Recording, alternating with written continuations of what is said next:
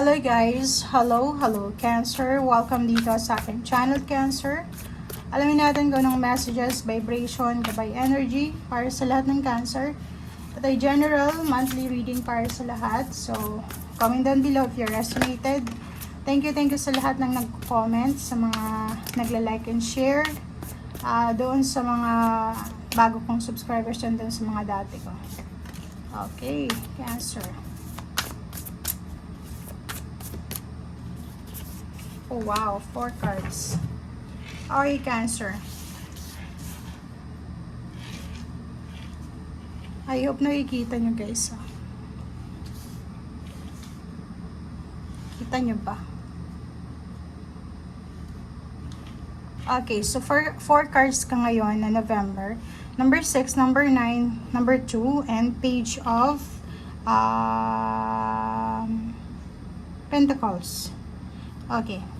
So, nakikita natin dito na may good karma na posibleng papasok sa buhay mo, Cancer.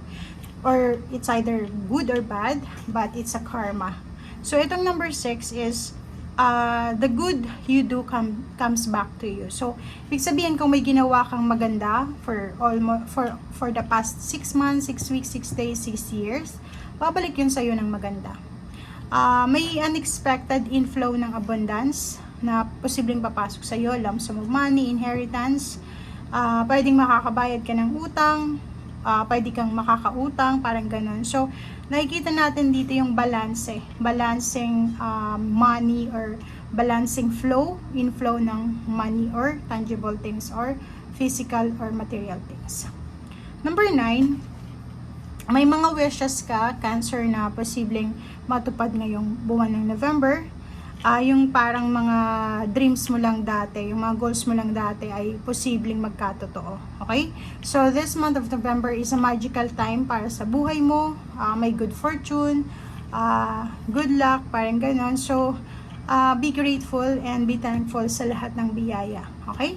And last card natin, sa sobrang dami ng mga blessings and pagpapala na posibleng dumating sa buhay mo, Cancer, posibleng mahirapan ka ngayong magdesisyon. So, if magdedesisyon ka, sundin mo yung sinasabi ng iyong intuition, follow your own heart, rather than trying to make others happy. So, parang sinasabi sa'yo dito na iwasan mo yung pag-please sa ibang tao. Okay? And, iwasan mo din yung pagpe-pretend na perfect life, yung buhay mo, or pagpe-pretend na walang problema. Ay kita natin dito na posibleng spend mo din yung buwan na to sa pag-a-analyze ng situation.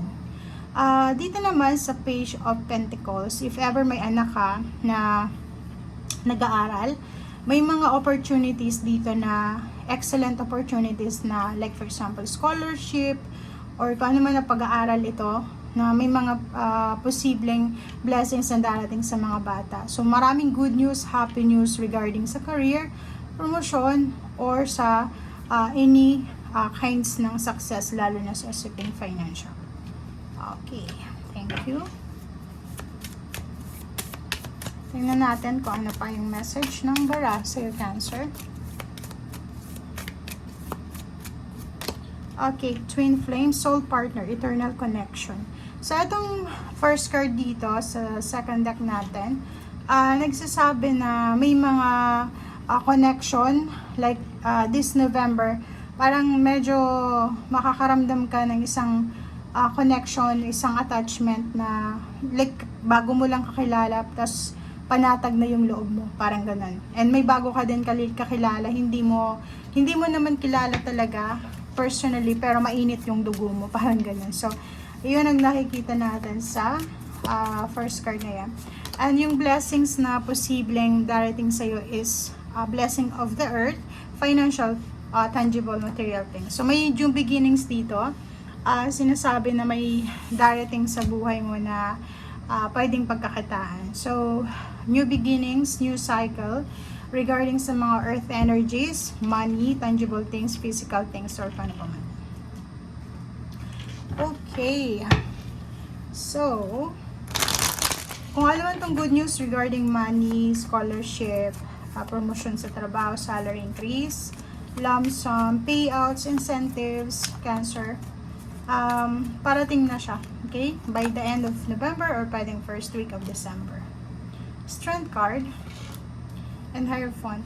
Yung relationship mo, walang masyadong problema dito. Sobrang strong, sobrang solid, secured, no, parang hindi mababali yung relationship or partnership na meron ka. Like for example, may kaibigan ka, kayong magkaibigan is sobrang solid yung relationship nyo, and yung iba naman is like intimate relationship, ganun din. Sobrang solid.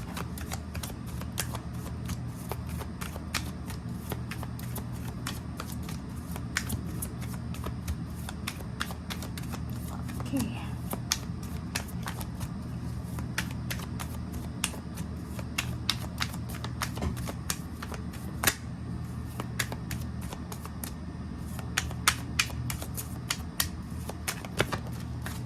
Okay. Page of Wands. Nakikita natin dito na may nakikita kang pagbabago na posibleng maganap. It's either bago matapos yung buwan ng October 2024 or pwedeng 10 weeks from now, or siguro for the 2025 to. Nakikita ko sa'yo dito na marami kang minamanifest na pagbabago para sa mga susunod na taon. Napipredict mo to nararamdaman mo. So, nakakaramdam ka ng success. Parang iniisip mo na on the way ka papunta doon sa emotional and financial success.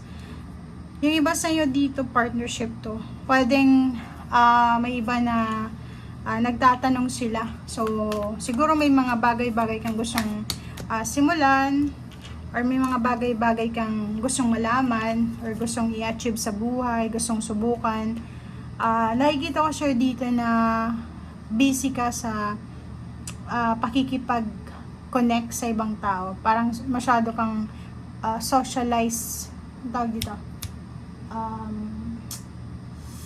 Busy ka yun sa pakikipag-socialize this month of November. So, dito naman sa 3 of Pentacles, nakikita natin yung negosyo. Siguro kung may negosyo ka, if you're a business person, may mga pagbabagong magaganap sa negosyo mo. Pwedeng may mga produkto kang bagong gustong ibenta, or pwedeng yung mga dating produkto mo na hindi na masyadong click sa kliyente mo ay posibleng baguhin mo na. Okay? And last card natin is the Chariot. Itong Chariot is sobrang ganda nito. Kasi sinasabi ng Chariot card na may travel, may movement. Yun nga, may promotion, salary increase, scholarship, or kano pa man. Merong bibili ng sasakyan, may lilipat ng bahay. Ayun, itong Wheel of Fortune is parang iikot. Mabilis na pag-ikot, pabor sa'yo. Okay? Thank you guys for watching and see you again. Bye!